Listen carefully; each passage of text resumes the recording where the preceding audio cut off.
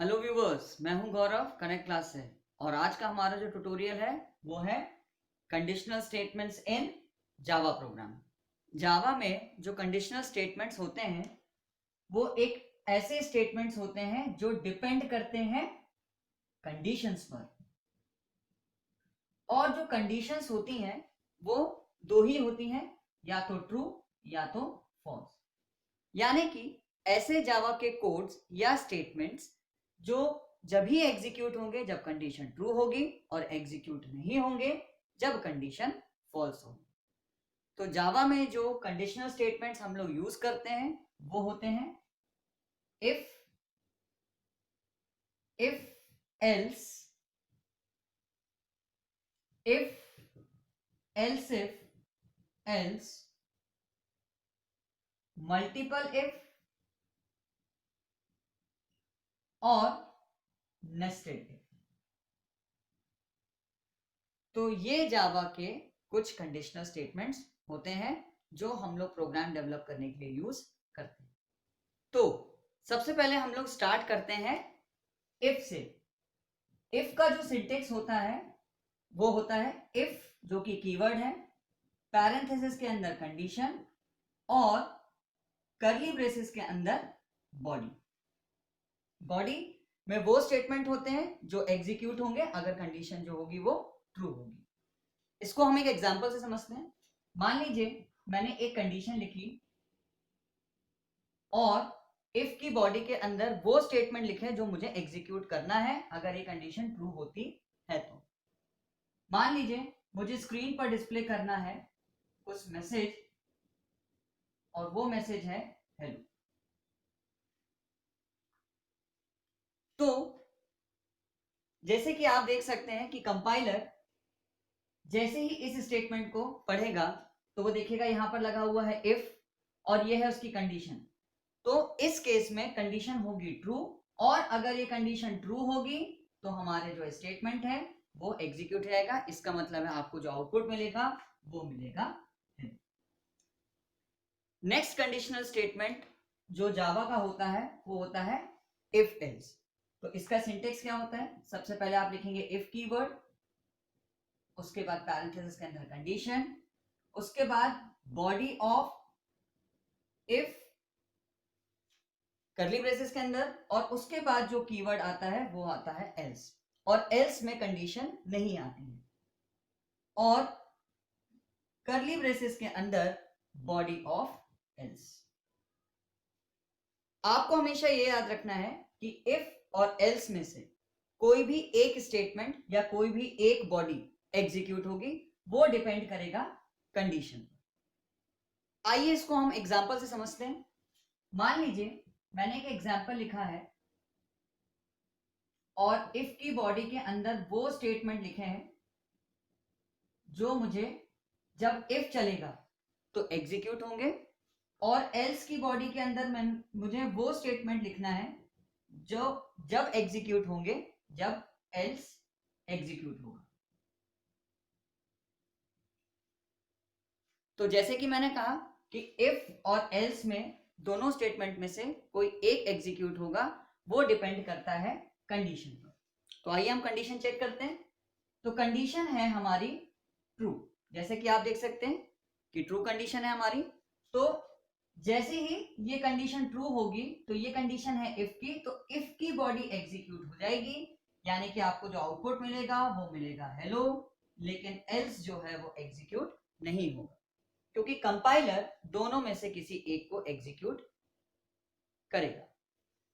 मान लीजिए मैंने इसकी कंडीशन चेंज कर देता, तो इस केस में जो कंडीशन होगी वो फॉल्स हो जाएगी, और जैसे ही कंपाइलर इस स्टेटमेंट को पढ़ेगा और देखिए कंडीशन फॉल्स है तो वो इफ की बॉडी को स्किप कर देगा, सीधे आ जाएगा एल्स पार्ट के पास और एल्स की बॉडी को एग्जीक्यूट करेगा, क्योंकि एल्स में कंडीशन नहीं होती।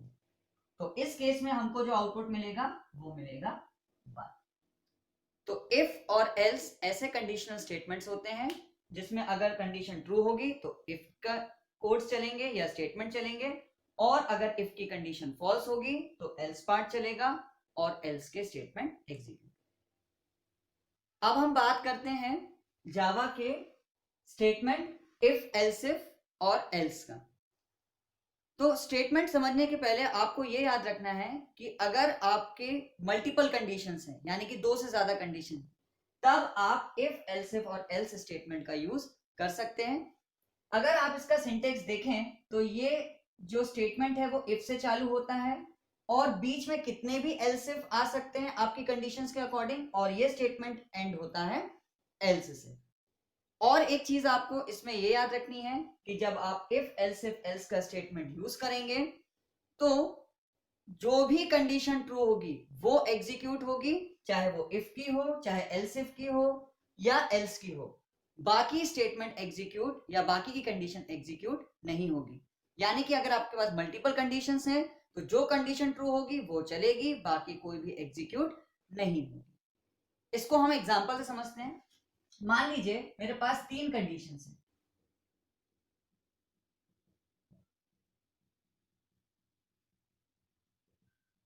ये मेरी पहली कंडीशन है इफ की, फिर मैंने यूज किया है एल्स और इफ। एल्स एक अलग कीवर्ड है, इफ एक अलग कीवर्ड है। इसकी मान लीजिए मेरे पास एक कंडीशन है और इसकी अपनी एक बॉडी है।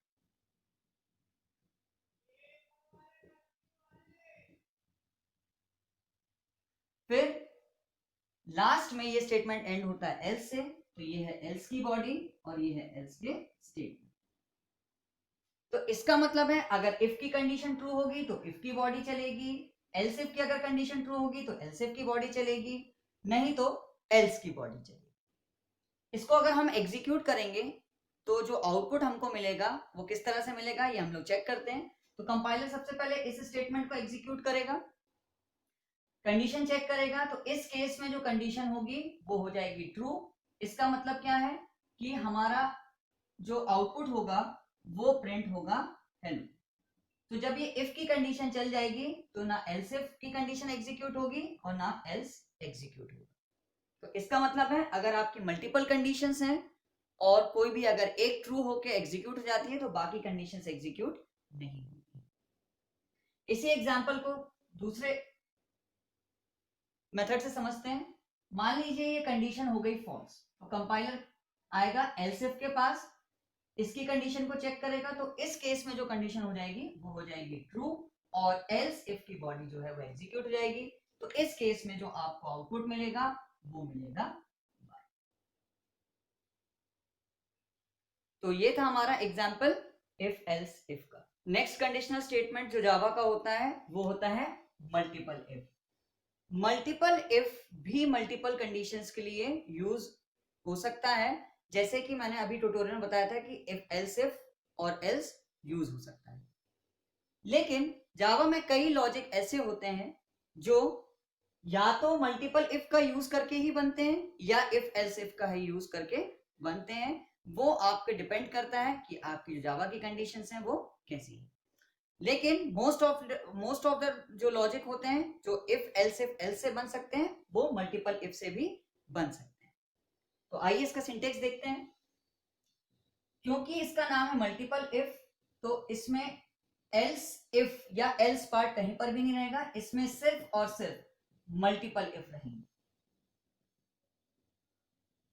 और ये जो मल्टीपल इफ है ये आपके प्रोग्राम के अकॉर्डिंग कितने भी हो सकते हैं, इनकी बॉडीज जो हैं वो कितने भी हो सकते हैं। मल्टीपल इफ में एल्स पार्ट नहीं होता है, कंटिन्यूएशन में आपके इफ जो कंडीशनल स्टेटमेंट्स हैं वो यूज होते हैं। इसको एग्जांपल से समझते हैं।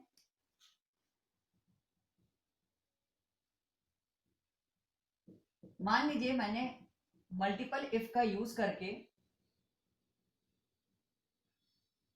2 स्टेटमेंट्स डिस्प्ले कराए।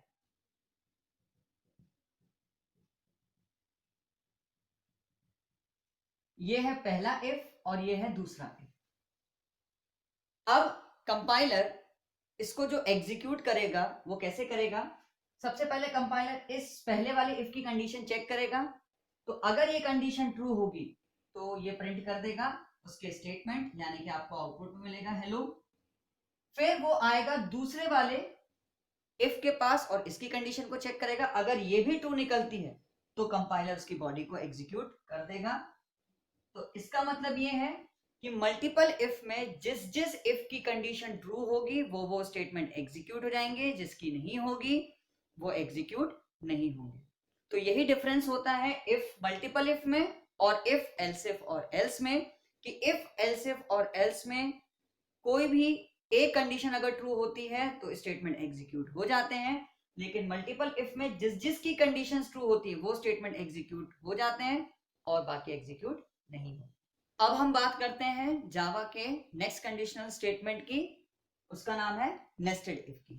जावा में नेस्टेड इफ का मतलब होता है एक कंडीशनल स्टेटमेंट के अंदर दूसरा कंडीशनल स्टेटमेंट, इसलिए नेस्टेड इफ का सिंटेक्स नहीं होता है, इसको हम एग्जांपल से समझते हैं। जैसे कि आप सामने के एग्जांपल देख सकते हैं, इसमें मैंने एक इफ यूज किया है, ये उसकी कंडीशन है, और उसी की बॉडी के अंदर मैंने इफ और एल्स यूज किया हुआ है। तो अगर आप इसका स्ट्रक्चर ध्यान से देखें तो इस इफ के अंदर ये इफ और एल्स लगा हुआ है। जैसे कि मैंने अभी आपको ट्यूटोरियल बता चुका है कि इफ और एल्स में से दोनों में से कोई एक एग्जीक्यूट होगा, लेकिन वो एग्जीक्यूट कब होगा, जब कंपाइलर को इस मेन इफ की कंडीशन ट्रू मिलेगी। तो आइए इसको एग्जीक्यूट करते हैं। तो सबसे पहले कंपाइलर इस कंडीशन को चेक करेगा, तो ये कंडीशन हो जाएगी ट्रू। इसका मतलब है वो इफ की बॉडी के अंदर आ जाएगा, और जैसे ही वो इफ की बॉडी के अंदर आएगा तो देखिएगा इसके पास इफ एल्स लगा हुआ है और वो चेक करेगा इफ की कंडीशन। अगर इसकी कंडीशन ट्रू निकलती है तो आपको जो आउटपुट है वो मिलेगा। तो इसी तरह से आप जावा के प्रोग्राम में नेस्टेड इफ का यूज कर सकते हैं। और अगर ये कंडीशन फॉल्स हो जाएगी तो कंपाइलर जो है वो इस इफ की पूरी बॉडी को स्किप करके आ जाएगा नेक्स्ट वाले स्टेटमेंट। तो ये था हमारा एग्जाम्पल नेस्टेड इफ यूज करने का। सो व्यूअर्स, ये था हमारा ट्यूटोरियल जावा के कंडीशनल स्टेटमेंट्स पर। ऐसे ही जावा के बारे में और जानने के लिए आप मेरे चैनल को लाइक कीजिए और सब्सक्राइब कीजिए।